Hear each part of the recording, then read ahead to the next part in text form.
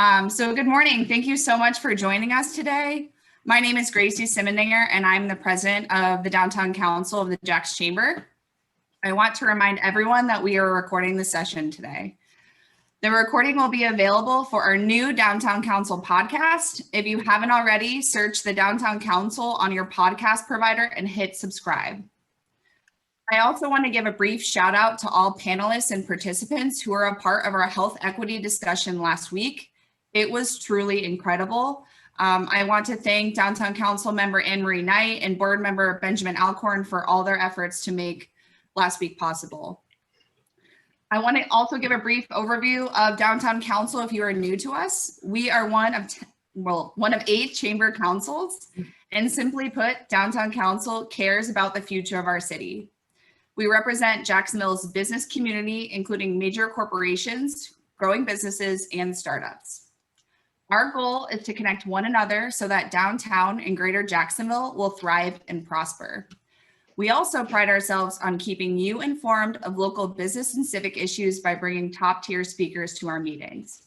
Our meetings offer a brave space to discuss local topics, and we look forward to different perspectives on what makes our city great and ways to make it better.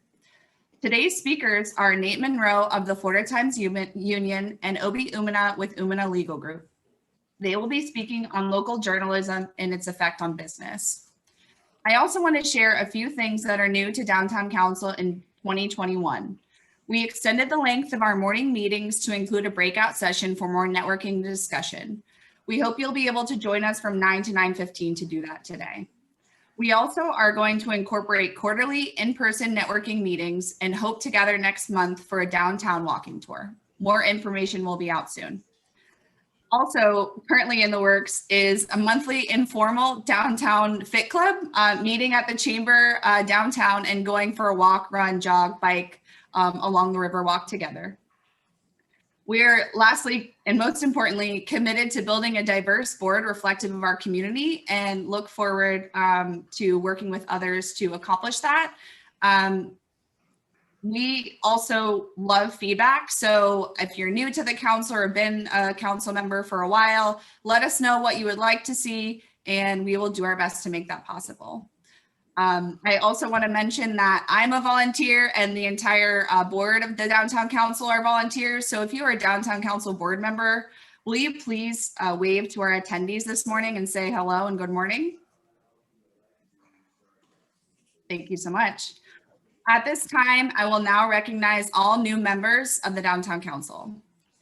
Shannon Nasworth of Ability Housing, Angela Campbell of Daily Record and Observer, Sean Stenson with First Coast Blessings in a Backpack, Kate Hatfield of Hatfield and Hatfield, PA, Elizabeth Greeby with Jacksonville Business Journal, and Joe Sampson with Neuromarketing. Now I'm going to turn it over to our Downtown Council Small Business Leader of the Year, Mr. Jim Webb, to introduce our spotlight speaker for today. Jim, take it away. Hey, everybody. First off, let's make sure that Gloria is on the call because she just emailed me and said that she didn't have the link. So I sent her the one that I had, and I hope that works. But Gloria, are you on? Jim, she's joining us right now. Cool.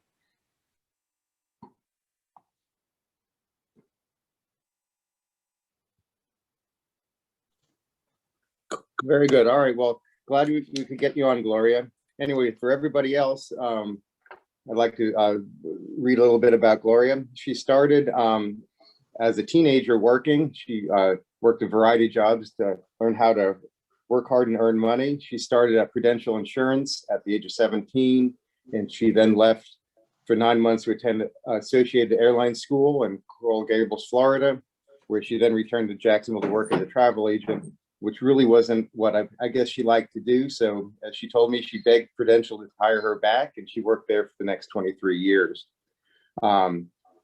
She also worked in the catering and bartending industry here in Jacksonville and formed her own company at one point.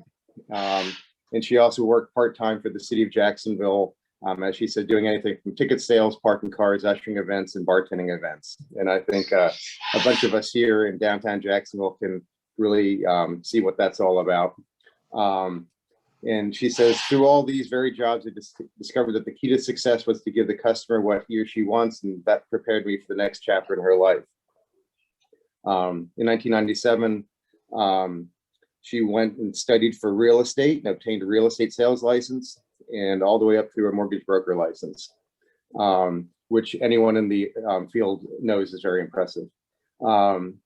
She tried all types of real estate and worked for lots of companies. And let's see, and she's now a real estate broker for Landco Properties and Melrose Realty Group. She met her husband in 2013, and they spent 13 wonderful years together. But unfortunately, in September 2013, he took his own life. There were many challenges, but her biggest was the struggle to keep her business open. She began working as a volunteer for the American Foundation for Suicide Prevention in 2013 and helped coordinate their Out of Darkness community walk. Their focus was the all-important research, education, prevention. However, her passion was to support the families that were left behind after these tragedies. So she started support group meetings in 2016, and she created the Vincent Foundation in 2017, which has been designed to help families and friends cope with losing a loved one to suicide. But on that unfortunate note, I'd like to introduce the Mandarin Small Business Leader of the Year for 2021, Gloria Vincent. Thank you. Good morning, everybody. And I'm so sorry that I was late. I couldn't find the link. I thought I had it in my calendar, so I apologize for that. But welcome. I appreciate the opportunity to be here, and I welcome all of you with me. Yes, it was definitely a struggle to keep my business open after going through losing my husband to suicide, but I think that we all learn as we grow that we have to move on, that we can't let anything slow us down. We have to live our lives and we have to run our businesses. And I think I just finally realized that over time that I still have to work. So I have to keep my business going, but it was difficult for a long time, but I do love what I do. I rent, sell, manage. I do whatever people want done to their properties. I always tell them, whatever you want done to your dirt, I'll do it. We're a small office, we're a small business, obviously, and we pretty much manage and sell and rent all over Jacksonville and surrounding areas. Landco Properties was formed in 2005, and in the beginning, all we did was basically rental management when we started. And prior to that, I was doing association management with other companies. And then I moved into a rental management company before I started Landco. So basically, that's all we did when we started for several years is rental management. And then thankfully that grew to where we started doing sales and sales, rentals, residential, commercial, all of it. So we've grown, even though we're still a small business, we've definitely grown since the beginning when we first opened up. But yeah, I've worked 2 and 3 jobs my whole life. I'm not afraid to work, and work's good sometimes. But met a lot of people through our chamber, and I'm very happy to meet all of you. Some of you I've already met, and some of you I'm meeting for the first time today. So I'm very happy to be here with you all.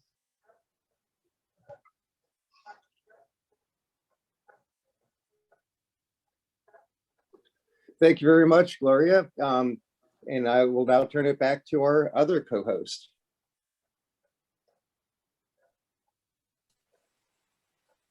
Back to you, Laura. Do you want to go ahead and introduce our speakers for today? Sure, I'm happy to do so. Good morning, everyone. My name is Laura Phillips Edgecombe. I am the Director of Catering Events for the Bread and Board, and for the Downtown Council, I am the Programs Director, and I'm happy this morning to introduce our speakers. Prior to their introductions, let me remind you that this is being recorded. And if you are new to a council call, let me explain how the Q&A portion works. Actually, this morning it's going to be a little bit different than normal. What we're asking is, after our speakers give their wonderful presentations, there will be time for us to ask questions. So throughout the meeting, if you have questions, feel free to throw them over in the chat box. We are asking today, though, that you put all questions in the general chat as opposed to sending them to myself or Gracie individually. Please put them all in the chat box. As in only the questions that are in the general chat will actually be addressed today. We know that Nate, covers a bunch of topics in his column. So we'll try to, if you have questions about any of those topics, we'll try to get to them today. Pretty sure we're not going to get to everyone's questions. So if we don't, I apologize in advance. But we're really excited today to have Nate and Obi with us. So with that, I'm going to give a really quick, short intro so that we can get into these discussions. For those of you that don't know Obi Umunna, he is a local attorney and entrepreneur. He is the founder and managing partner of Umunna Law Group. His law practice focuses on small businesses, personal injury, and estate planning.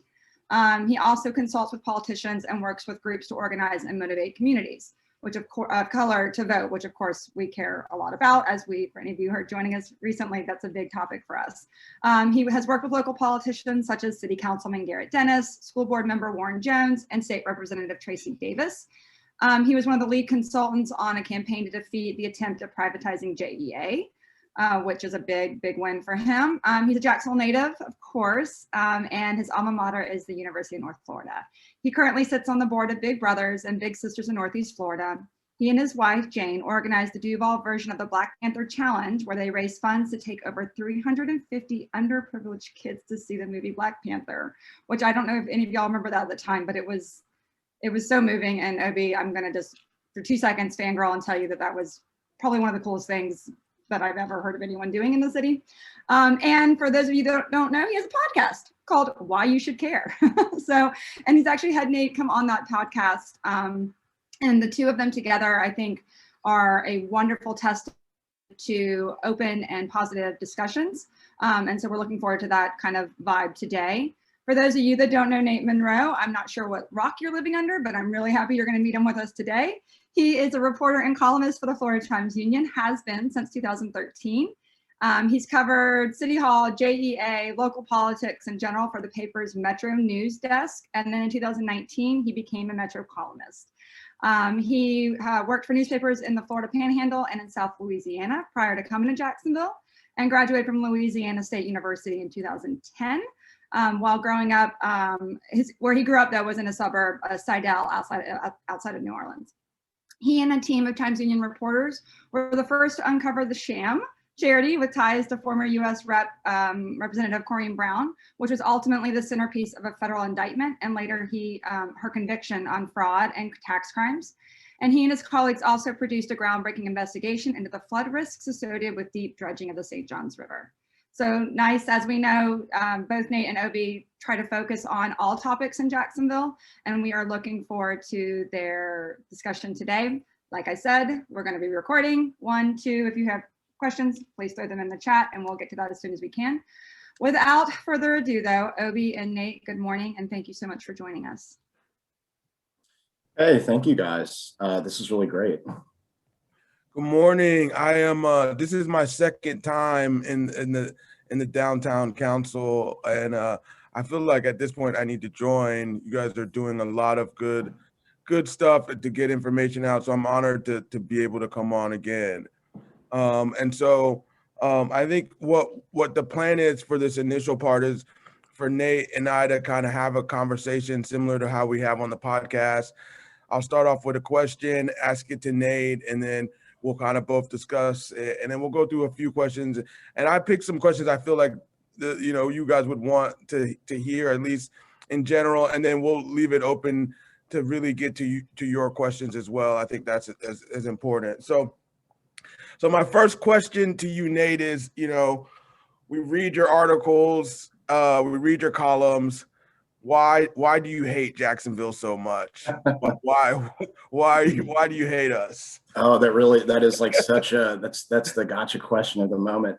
I take a sadistic pleasure in making Daniel Davis's job as hard as possible. And so when I wake up every morning, that is the first thing when I look in the mirror that I ask myself is, what can I do today to make Daniel Davis's job more difficult? No, it's funny. I feel like I qualify now as sort of having skin in the game. This is my 8th year at the newspaper and in Jacksonville. And, my fiance actually relocated here from Tampa last year, actually right as the pandemic was starting. So it was almost exactly a year ago. And, we're getting married here later this year. And I think we are beginning to do the thing that adults call like settling down. So, the funny thing is that this obviously doesn't always come through in the columns, most likely, but I really do like Jacksonville, and like a lot of people before me, I see the potential in the place, and it's, it can be frustrating to watch us sort of come up short. So anyway, that's just a little context. Yeah, I think that's great, Nate, and I think people need to hear that. I'll tell you, one of the things that I'm really happy to speak in front of this group is because one of the things we have to do. I've born and raised here. I've grown up here. This is my city. I love this city more than any other place in the world. And one of the things that we have to do in this city and that we don't do well is take criticism, right? I think when we talk about where we want to go as a city, we can't get there always by, roses and rainbows. We have to kind of look at the grit and look at some of the things that make us not the city that we want to be. There's a lot of people that work in business on this line. I have several businesses myself, and in your business, you can't improve it by just focusing on the positive. You have to focus on sometimes the things that we don't like. And so, I get harassed sometimes for me being critical of this city as well. And I do that because, I love this city. Like there is no place in the world that I would want to live. I've moved back here from South Florida to live here because I love what the city offers, not just for resources, but for people. The people in Jacksonville are like the best people in the world. I mean, we are Jaguar fans. Like, how can you not be optimistic about life if you're a Jaguar fan? And so there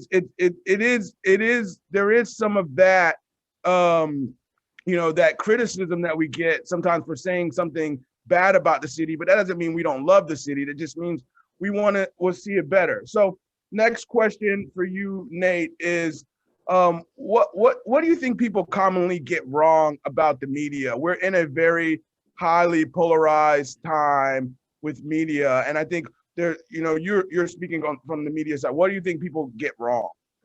Man, I mean, honestly, this could be the topic of sort of its own group discussion. I would say the first thing, and this does get talked about often, or I hear this point made often, but it's still a significant one, is that when we talk about the term the media, I mean, it's become this clearinghouse for just general complaints about a broad swath of different types of media, cable television, local television, national papers, local papers. I mean, the context is really important when we're talking about the media. And so I'll kind of break my own rule, I'm sure, and refer to the media as, use that catch-all term a lot, but just with the understanding that this encompasses a lot. And, the world that cable television anchors live in is completely different than the world that Times Union and Daily Record and Jacksonville Business Journal reporters live in. Like, we do totally different things. And it almost feels like we're in different fields in a lot of respects.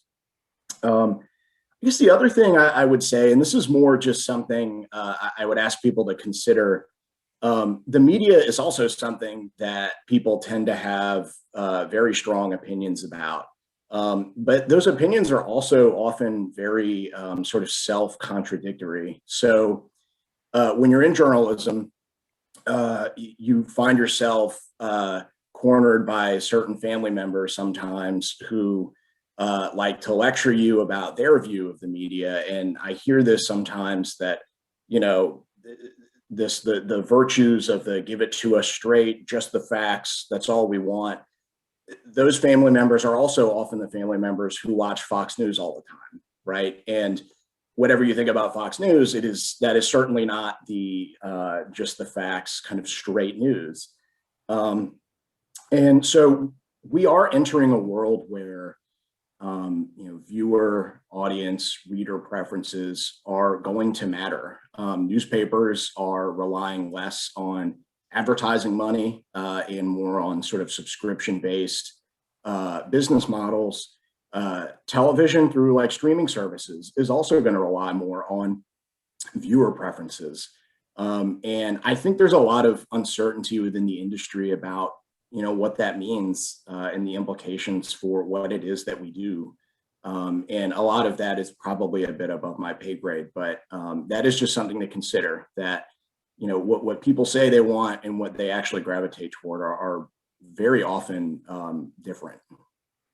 Yeah, I'm not part of the local media. But I work with reporters. With my job, I have reporters on my podcast pretty much on every episode. And the thing I would just say is that these guys are like real people, and I think sometimes that gets lost in some of the especially the local people. I mean, these are real people that are doing their best.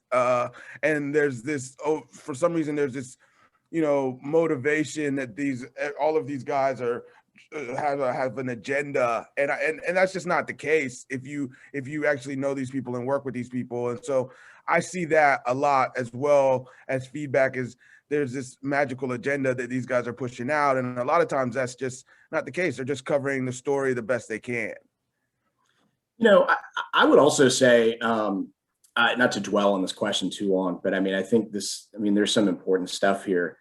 One thing that I try to do in my column is try to make sure that I'm giving a broad view to something. So I wrote about Jacksonville area legal aid recently, and I think it would be easy to say that the value that JALA has is, to say, well, they keep people, they protect people from being kicked out of their homes, and to kind of end the discussion there. But when you really look at what they do, and you look at their casework, and you look at academic studies, what you find is that groups like legal aid, keeping someone in their house, preventing them from being kicked out. There are links between foreclosures and violent crime in neighborhoods. Holding landlords accountable to clean up mold and roach infestations, improve health outcomes. There's sort of an interconnectedness to things, to everything we talk about in the city. And, the media plays a similar role. Like, I think it's easy, and I can fall into this trap myself, by the way, of viewing the media's role in a kind of narrow way, which is to say, if this incentive deal goes down, what was the sort of cause and effect with like media coverage of that? I think the longer view and the broader view is to say, look, Citigroup put out a study in September that said, that tried to quantify the cost of racial discrimination. And it found that since the year 2000, racial inequality in lending and credit and housing policies and access to college education has cost our GDP like $16 trillion just since the year 2000. And so I look at that and I say, the newspaper throughout most of its history has been very supportive of what we would call like the sort of business establishment. The editorial voice of the paper, and often the journalism, has been sort of supportive of our elected leaders' efforts and those of the kind of business establishment. What the paper also was during that time was extremely antagonistic towards civil rights, toward integration. And so I look at those things and I say, that's where I see a connection between journalism's failure and business climate. The newspaper's failure to push to remedy inequality in the city, to fight against redlining, to fight against housing policies that destroyed vibrant, dense neighborhoods in and around downtown. There was an economic cost to that. And so that's why I often find in my columns that there is a need to lift and consider perspectives on equality, on how we're spending our money. Because it's not always just a cost in the moment. There are some long-term, there are long-term effects here. And anyway, that's a really rambling answer, but I think nothing is ever as simple as we think it is. when we first confront it. So, and that's a good segue into kind of our next question. You know, what do you think the media is doing wrong? What do you think the media kind of gets wrong here? You know, I think it's fair. You know, it's clear that, you know, there's been some media bashing, but I think it's also responsible in this forum with this group of people to talk about some of the things that I think the media is not doing as well. So. Sure. You know, again, like when we started, you know, I tried to say that I think context matters when we're talking about the media. So what I think the media does wrong, like on a national level, is a little bit different than what I think I can talk about, you know, specific to newspapers and, you know, sort of local media. You know, look, we still rely too much on kind of like usual suspect sources. I think we still struggle to cover our community in a representative way. We are sometimes, I think, a little bit too reactive to news in the moment. You know, I think this is not, some of this is a product of staff cuts and the kind of larger industry forces, which we can also talk about. But, you know, we have less staff than we've ever had. We're lucky in this town because we have two, you know, the Daily Record and the Business Journal cover local business very well, which is good because we really don't cover business. And so, I mean, there are real gaps in what we're able to get to. There's a total blind spot in the criminal justice system. We just really don't have an eye on that at all. So, I mean, I could probably talk all day about almost all these questions, but I'll I'll hop in here too. I think, you know, Yeah. one of the things that, and I don't know if people are seeing this, but like one of the things there's two kind of bigger, one small issue, one big issue. The small issue for me is I think people rely too much on headlines now. And so there's a kind of a lack of responsibility to what headlines are saying because they want the clicks or they want that, but really people aren't even reading past the headlines. So a lot of those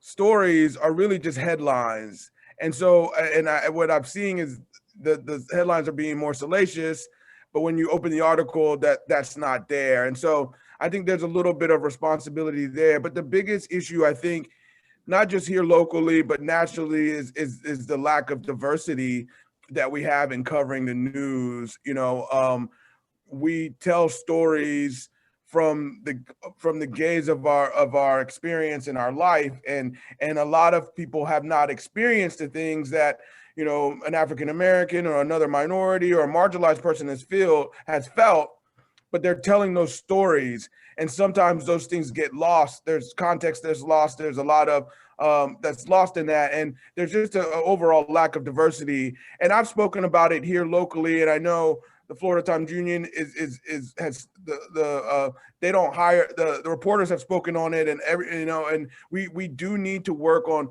at least locally, well, all over, but having a more diverse group of people telling the stories, because there's stories that are not even being told, not even the stories that that are being told. There's stories that are just not being told because our media does not look like our country or our city. And so when I see that, that's the thing that why I'm here in this business group, is because I know that when you guys speak about these things, people listen. And so that's why whenever I get invited here, I want to come, because I know if the business community in this town speaks up and says, hey, I want a more diverse newspaper, or I want these stories to be covered, it's going to be covered. So speaking of which, we'll segue to another question, Nate.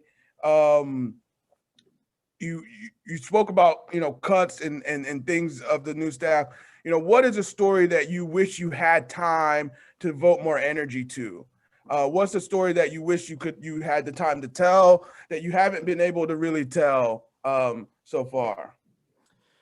And I mean, I would say, I think I said, I feel like we have a blind spot with our local criminal justice system. And I've been sort of playing with a few ideas. I don't know if anything ever comes of them, but I've been like sort of following a couple cases. You know, I think consolidation is always, I think the term puts people to sleep, but I've never kind of done the deep dive on consolidation that I've wanted to do, just about the outcomes, sort of examining where the money has been spent. You know, I think that's a really worthy thing. And you know, I think on so many issues, consolidation is kind of the undercurrent to a lot of stories that we talk about and that are in the news. You know, I as I said earlier, I like the sort of interconnectedness of things. I mean, I think that's a real big puzzle piece for us, figuring out how to make this giant government work. Is, you know, I think in some ways a story of the city. Yeah, I'll tell you, what I would love there to be more coverage of is the Kids Hope Alliance and what is and is not transpiring there.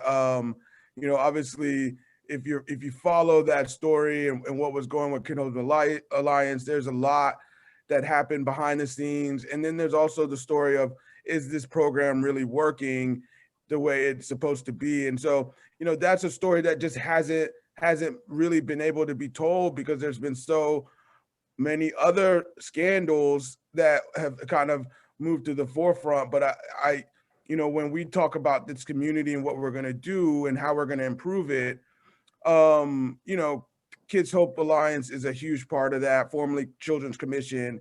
And so that story just has not been told yet. So It's tough because, you know, with a story like that, you're combining both like political intrigue with you know, issues about crime and public safety and social outcomes, and those are things that are immensely difficult to write about.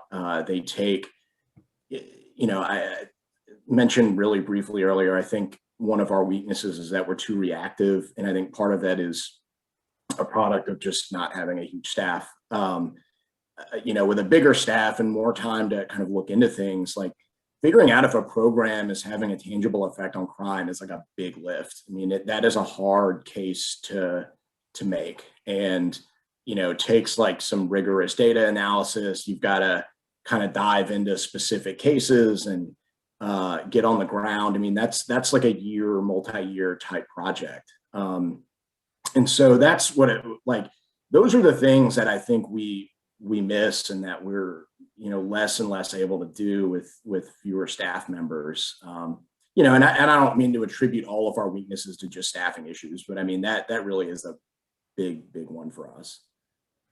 all right, so last question before we go into the open it up for audience questions as well is Nate, if you had a magic wand and you were the mayor tomorrow or today, this afternoon, what is one thing you would do? What's one thing that you would enact?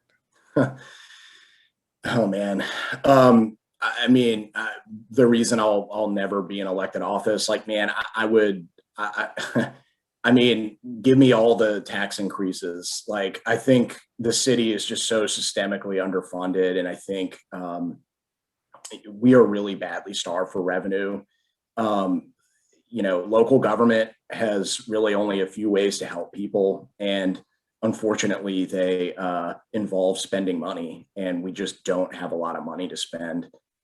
This is like a half century of starving the beast strategy, and I just think we're kind of at a breaking point in some ways. So, you know, I would want to do a little bit more kind of analysis, but, you know, there has to be some kind of revenue play. I mean, that would be my first inclination. Yeah, Nate, you're not going to be my client anytime soon. Yeah. But no, what would you do? What would you do? Yeah, I've thought about this a lot, and it wouldn't be a tax, but I would make sure there's a dedicated funding source for children's services. So, meaning that, you know, there is a portion of our budget that is assigned to children's services without that is there every year, that is there early, that comes from other cities do this as well, but we make sure that we have enough funding for our children's services. And when I talk about children's services, I'm not just talking about Children's Commission. Right now, the juvenile part of the justice of the local justice is here as well. Our juvenile services are in that as well. And so a lot of cities do a half cent or some, a portion of a cent that comes out of travel or budget that is just dedicated to children's services. And so that's what I would do. I think we have to invest in our kids. And the only way you do that is with a dedicated funding source. And so that's what I would do, right? The first thing I would do. And then I think I would, also, and I'll make this point because I know the questions will be about downtown, is I think I would probably be a little bit more inclusive in kind of the boards and committees that they're using to decide on downtown. For example, the mayor just has a group together that's going to talk on downtown, and it's actually really good group of people, but there's some things missing. There's no restaurant owners that work downtown, that have businesses downtown. There's no young people. If you want to attract young people, you might want to put young people on that board to ask them. And so those are the things that I would do right away, is make sure that I'm getting advice from a bigger circle of people, but also people that are more impacted on a day-to-day. So we'll now you guys know, now I'm on tape, so you know exactly what I would do. And so we'll now open it up for questions that have been in the chat or however you want to do that. So Yeah, give me just a second. So we, if you have questions, like we said, please put them in the chat. We have quite a few. And I'm just gonna, basically, you guys kind of read them verbatim and they're from, as we, to your point, Obi, like this is like, we're now all on tape, right? And I think that this conversation is important in understanding some of the fabric of journalism and topics and those sorts of things in Jacksonville systemically and as like in a holistic approach, right? So as we kind of talk through some of these things, also having a recording is really nice, right? Like it doesn't disappear now, ever. So here we go. The first question that we have, Ben Alcorn would like to ask, it seems many years ago that cable news started to blur the lines between opinion-based and traditional reporting. It also appears that many newspapers and publications have followed suit in blurring the lines between columnists and reporters. Obviously, you're a columnist and paid to give your opinion, but can you talk to this phenomenon and what you think about the differences? Sure. I mean, this gets back earlier to, something about people, what people say they want in the news and what they actually tend to gravitate toward. These are, I mean, some of these topics are very complicated, and I've got my own sort of conflicting views on them. I mean, there is a media literacy problem in this country. The media certainly has its share of blame for that, but there is some level where I don't know how to help people. Like when I became a columnist, I would get emails from people in those first few weeks asking, like, when did I show up in Jacksonville? And it's like, well, I'd been a reporter for the past 6 years. I mean, I'd actually been here for a long time. And it's sort of only with this opinion piece, maybe that was like the first thing they had read from the TU in a long time. Like, people should not only be getting their news from me. Like that is not how you need to be a consumer of local news. But I think some people do. And I don't know how to fix that problem. I mean, that's and on a national level, I mean, I agree that really cable news particularly has blurred the lines. I mean, in the sense that, I can't tell you, I couldn't watch CNN or MSNBC or Fox News and tell you which of these shows is supposed to be kind of their nightly news broadcast and which of them is the kind of personality-led opinion show. I mean, they all kind of feel the same to me. And I think that's a problem.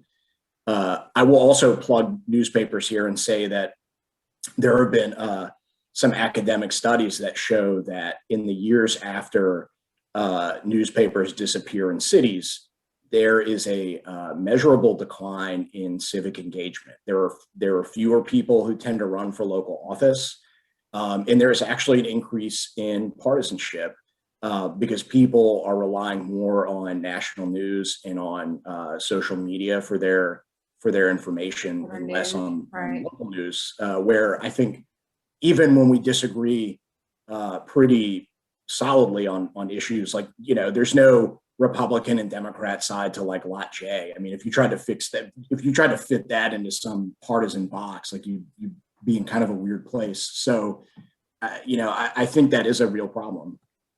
Do you think, I mean, clearly it's detrimental, right? I'm assuming you think it's detrimental. I think that the Sure. majority of us believe that it's detrimental, especially for those of us who have children who we're trying to raise to understand the difference between what they're seeing in their feeds versus what reality is, and when they are writing papers and whatnot. I mean, I speak from experience, right? My son's 13, going into high school next year, and sometimes he says things, and my husband and I are like, "Where did you find that? Like, where did you even hear that?" And it's kind of one of those things. But so, do you think that the shift came from social media, from advertising, subscription? Like, how do we get the most clicks? Like, is it monetarily based? That's kind of moved. Like, what, quote unquote, do you think there's a fault? Do you think it's just the natural progression of what has happened and we're kind of screwed and have to go back? Well, I'm a big believer in the natural progression of us just getting screwed. I mean, yeah, those are big questions. Look,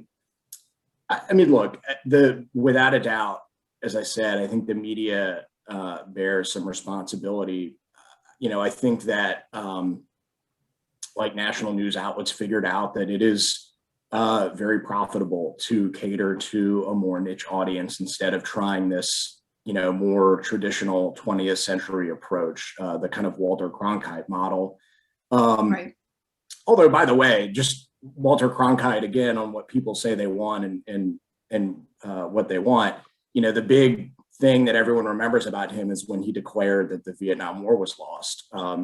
That was actually an opinion he was expressing. That was a very prescient and informed one, but I find it interesting that that's usually held out as the model of what we want in our TV news. I don't know. I mean, the social media aspect is something that is particularly troubling, and also something that the media is not going to help us get out of this cycle of people being addicted to it and sharing disinformation and just like poisoning their brains. Like there is like a media literacy problem that is significant, and that I don't know how that's gonna get rectified. Like I have no idea. Well, Yeah, can I hop in real quick? Let me hop in real quick. Yeah, I think that what Nate just said is the other kind of thing that I was saying earlier, and why I come and speak to groups like this, because it is up to you guys to kind of push back on a lot of that. It really is. I think there's an opportunity to say, hey, this is not. Why are you sharing this? This is BS. Like this isn't factual. We have lost the ability to argue about ideas anymore. And that's because there's so much of misinformation and literally just lies from a lot of different sides that are into every argument. And I think we need to push back. I think if you want a better media, if you want a better city, you have to engage and push back, because otherwise the people that are continuing to do what they're doing are just going to continue to do it without any pushback. And so that's kind of the other part of that, is there is not only responsibility on the media, but responsibility on us to say, hey, I don't want to share stories that look like this. These headlines are BS. Like, call these people out, make them feel like, that's not what we want. Well, to that, because there's a couple other people who are asking similar questions, so I'm going to try to group these kind of per topic. Sean Stenson said it feels like there's too much, or he asked, it feels like there's too much focus on being the first to break a news story, and that there's really not a lot of research that goes into the situation, making the story full, or making sure the full real story is told. What are your thoughts on this race for clicks? getting the real story out for consumption, like taking the time to actually research before spewing information. Sure. I mean, making sure you're telling the full story is always a concern, and actually is very often a lot harder than it sounds. I think that is a real. I think what he is asking about is a real problem. I think I would suggest more a problem on sort of a national level than it is on a local level. Like there aren't a lot of stories that I feel like we're racing our peers to just like break and not, and sort of like gloss over a bunch of details. I mean, but certainly there's a problem, like Obi was saying earlier. I mean, local news is not immune from, clickbaity kind of, bullshit to, pardon the strong language early in the morning. But I mean, stuff, and we're getting better about it. Newspapers used to have like mugshots on their website, and that was a really shameful practice that is being phased out, not universally, but yeah, I mean, I think that's more. I would suggest that's more an issue on a national level, and not so much locally. And Okay. again, I think we're pretty lucky here to have good news organizations, and for the most part, pretty responsible and actually pretty cooperative. Like we work pretty well with our peers, I think. I would agree with that. We at Downtown Council have over the last year suddenly made a lot of news friends per se, because we do tend to bring topics and speakers. And so it's been real nice. Anytime anyone has a question, they just kind of, reach out and they're like, hey, this is who you're gonna talk about. Like, do you mind if we say this? Like, do you mind if we quote you? Which has been really nice. I mean, part of this for us is being able to, as Obi had said, like one of the reasons he wants to come is because we're trying to get as much truth and like information out there for people to be able to bring in. So I'm happy to hear that you think from a local standpoint, at least everyone plays well in the sandbox, which is nice. Beth Tate had also kind of, just to go with that, was she said that the use of social media for news consumption, which this is going to go into a whole other topic, right? Is the use of social media for news consumption reducing the trust in local news, as the headlines are often so clickbait and people just react to the headline, not reading the full article. And then that's going to go into another thing about social media and news in general. So do you think it's reducing the trust in local news because it seems too clickbaity because it's a post as opposed to a more... Yeah, I mean, I think there's truth to that. I also think that social media, it sort of removes the news and the headline further from the actual news source. And so the more you kind of divorce those two, I think it's easier to start misinterpreting what articles do or don't say. I mean, especially if you don't read them. I mean, again, like that's something where, I mean, if somebody sees an intriguing headline and they just like don't read the story, I don't know what, I mean, in some cases, like, I don't know what that newspaper was supposed to do about that. Right. But yeah, I mean, it kind of plays into what we've been talking about this whole time. News has to, in a world with a lot of distractions, in a world where people can seek their own information and kind of go into their own, I see somebody asked about echo chambers, when you can sort of live. I was going to say, that's my next question. Yeah, like news organizations, the bar to kind of break through the noise becomes higher. And maybe that means you need better headlines, but also maybe that means the headlines sort of become, more sensational.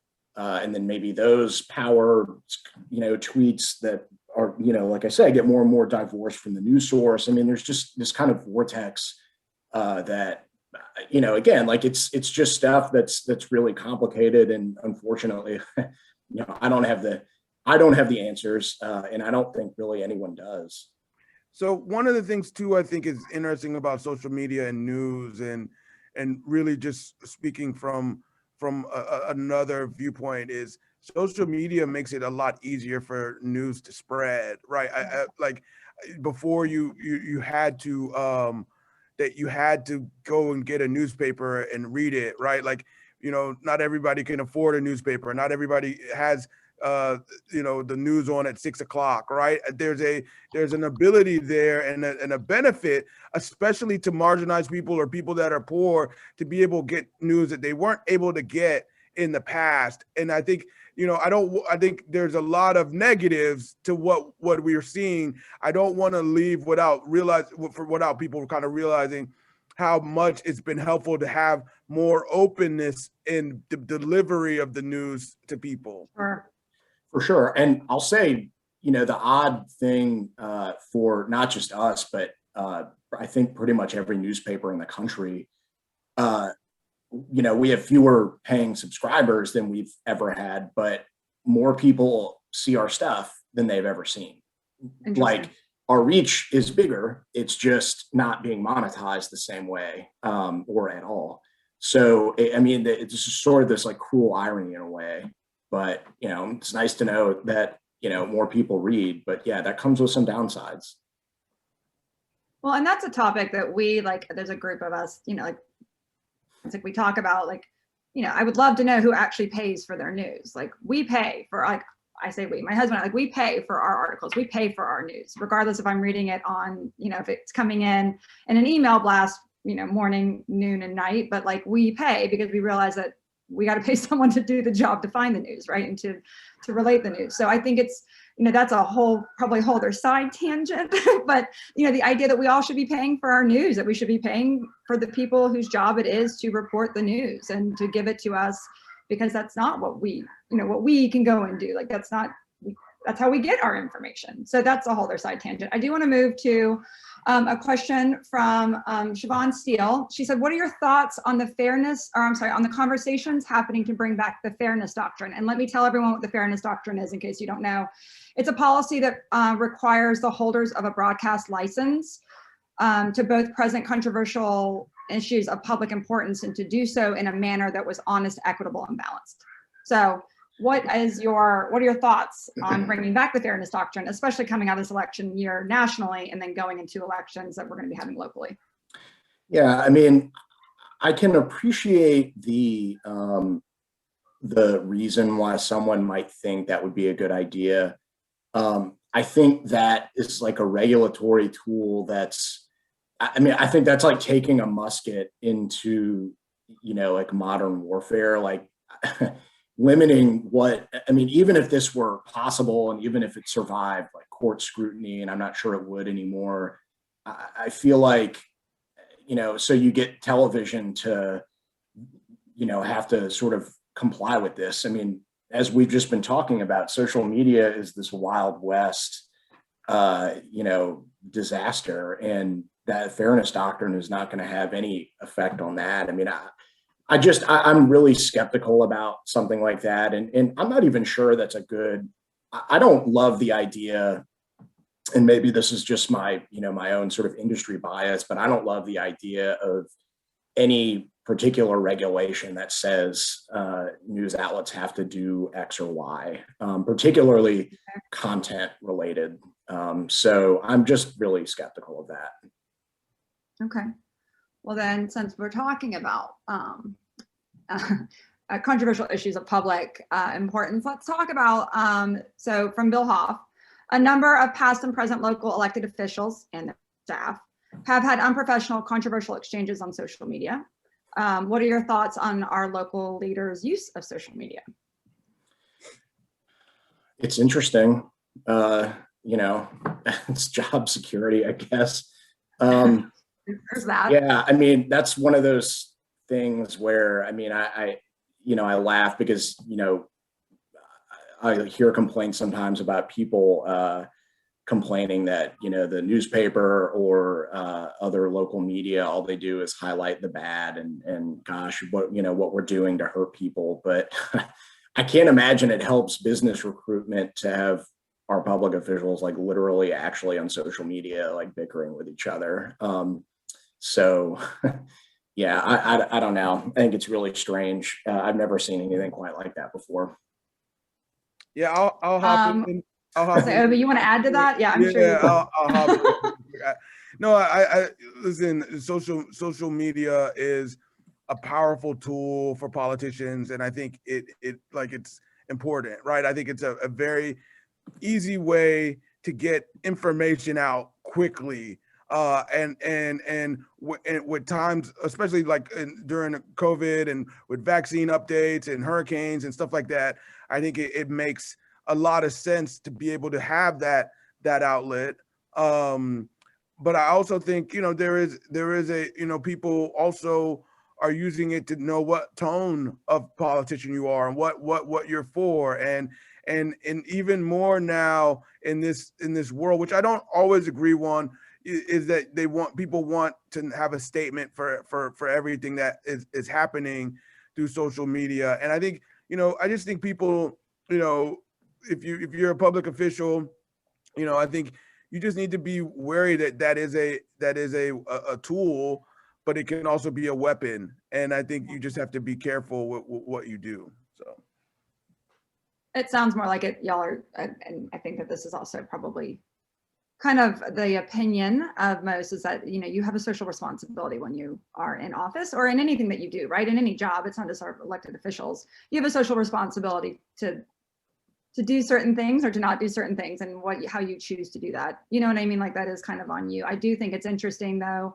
that the use of social media has become, to your point, like Obi, like during the hurricane, like it was great. Like you could literally go on the city of Jacksonville Twitter and you would see everything immediately before anything else. And that part was fabulous. And then the mayor would retweet, right? And that was great because like you had it right there in front of you. You didn't have to wait for a news alert, any of those kinds of things. But to your point, some of the personal, emotional stuff I think has been difficult for some of us to swallow, and where that question comes from. Let's go on to, there's so many great questions, you guys. Let's go to how do you see the future? Because it's almost 9 o'clock. Are we going to, real quickly, I'm sorry, Gracie, are we going to discontinue questions, or are we going to try to go into breakouts? What would you like to do, sweetheart? We're doing 2 more questions, Okay. and then we're going to do breakouts. Yep. Perfect. Okay. So this is from Jason Lafser. How do you see the future of local journalism playing out? I love my local physical newspaper delivery, but understand the need to move to the digital platform. Do you see a day where the news will be delivered in purely digital form? I do. I don't know when exactly that is, but without a doubt, it'll be all. Is that a problem though, that because not everyone has access to digital? I mean, we talk about this. Yeah, I mean, it is a problem. 2021. Yeah, I mean, it's a problem for a bunch of reasons, and one of them is that with the Times Union and with with maybe very few exceptions, like the print paper is still weirdly the more profitable end of the paper. Like the website is not yet. So I mean, there's still this kind of weird death trap for newspapers. But the future of local journalism, I mean, shockingly, I'm probably a little bit more pessimistic than other, my peers who may know a little bit more about this. But, there tends to be this assumption that there's always going to be an appetite for local news, and that it won't like meaningfully disappear. I mean, there are cities that don't have newspapers, and I think don't actually have serious local journalism outlets. And I think our current culture and our moment are training people to be more sort of focused on national stuff. So, I mean, I'm a little bit more pessimistic about it.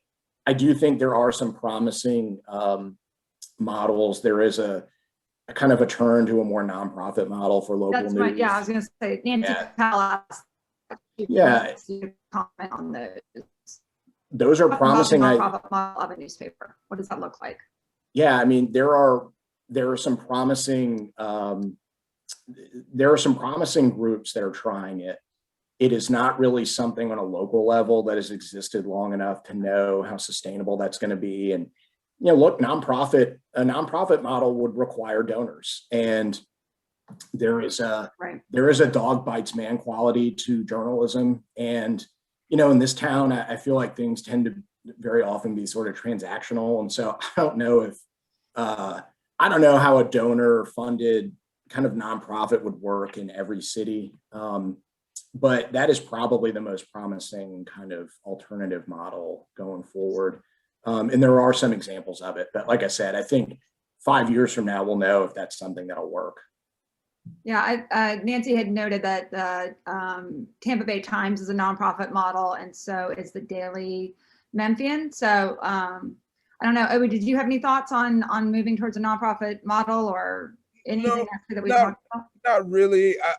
I'll just use this time to just say, go like purchase your news. Like, Yes. you know, I mean, Pay for the news. yeah, like pay for your news, whether it's nonprofit, for profit, you know, LLC, whatever type of news you want to get, go pay for it. If you can afford to get multiple subscriptions, get multiple subscriptions. We have to invest in this. They call it the fourth estate. I agree. We need to invest in our media here, and the best way we can do that is by paying. So you pay for your news. That's the only thing I have to say about that. So That's my agree. cheerlead too.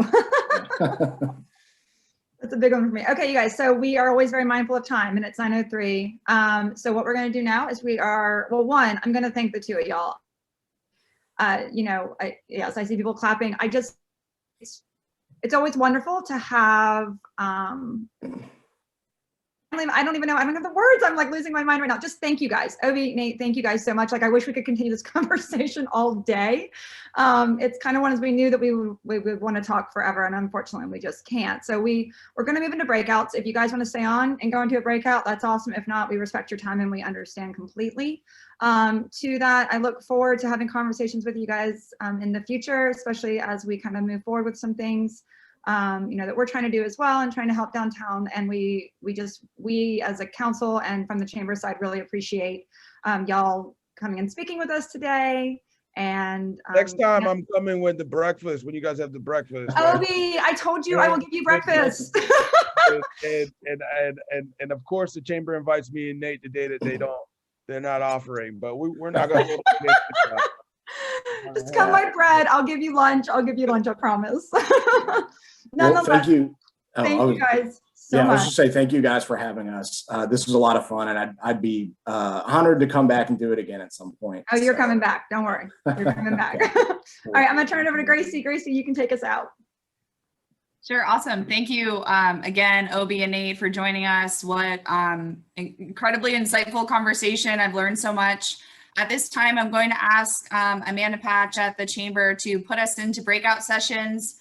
We'll be in breakouts for about 7 or 8 minutes. So